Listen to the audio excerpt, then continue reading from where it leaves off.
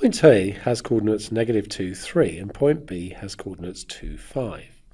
State the vector AB. Well, what I'm going to do is just draw a little diagram. So if we say that A is here at -2, 3, and B is over here at 2, 5, then AB is how we go from A to B.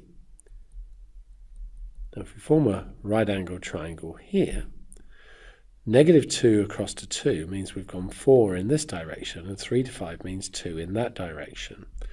And therefore, the vector AB is 4, which is the horizontal, 2.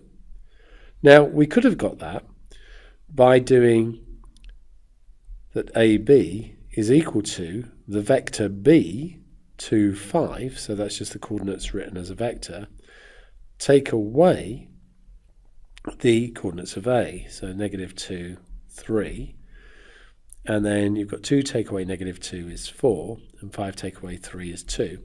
It's called the turnaround rule. AB is basically B take away A. So that's a different way that you could have done that. B is the midpoint of A and C. Find the coordinates of C. So C would be over here. Now if B is the midpoint, let's think about how we would get to C.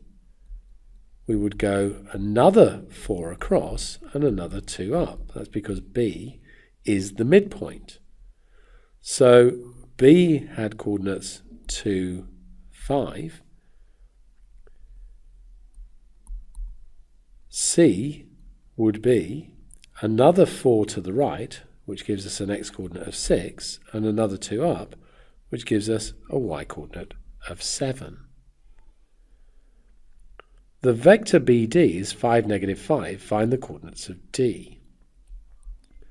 So if we start at B, which is 2, 5, and we do the vector BD, which describes going from B to D.